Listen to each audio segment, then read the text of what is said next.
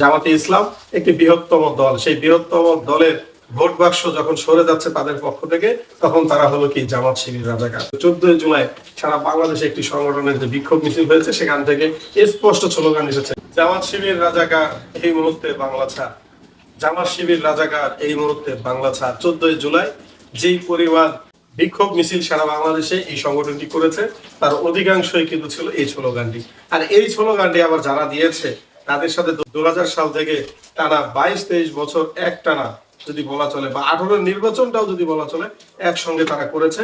রাস্তাঘাটে আন্দোলন থেকে শুরু করে লিখিতভাবে জামাত ইসলাম তাদের সাথে ছিল। সেই জামাত ইসলাম এখন যখন তারা একটু সরে আলাদাভাবে একটা প্ল্যাটফর্ম তৈরি করতেছে, তখনই এই সংগঠনটির মাথা ব্যথার কারণ হয়ে গেল জামাতে ইসলাম।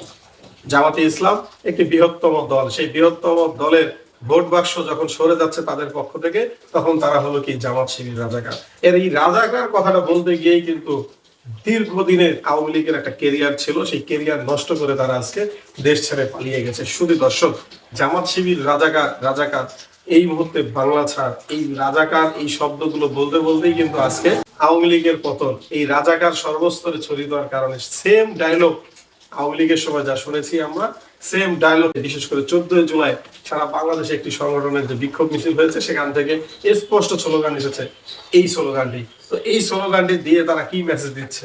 তারা যদি প্রতিহিংসার রাজনীতিতে না গিয়ে এক টেবিলে আলোচনার মধ্যে এসে যদি রাজনীতিটা করতো, হয়তো বা তাদের এই ক্ষতিটা হতো না। বাংলার মানুষ তাদেরকে যে পরিমাণ ভালোবাসতো, আমি ব্যক্তিগতভাবে মনে করি বিভিন্ন দলকে গালাগালি করার কারণে বা অশালীন ভাষায় কথা বলার কারণে 14 জুলাইয়ের পরে ওই সংগঠনটির প্রায় 50% ভোট, রিজার্ভ ভোট কিন্তু নেমে গেছে। আর সারা বাংলাদেশে তো অনেকজন পদত্যাগে পড়েছে।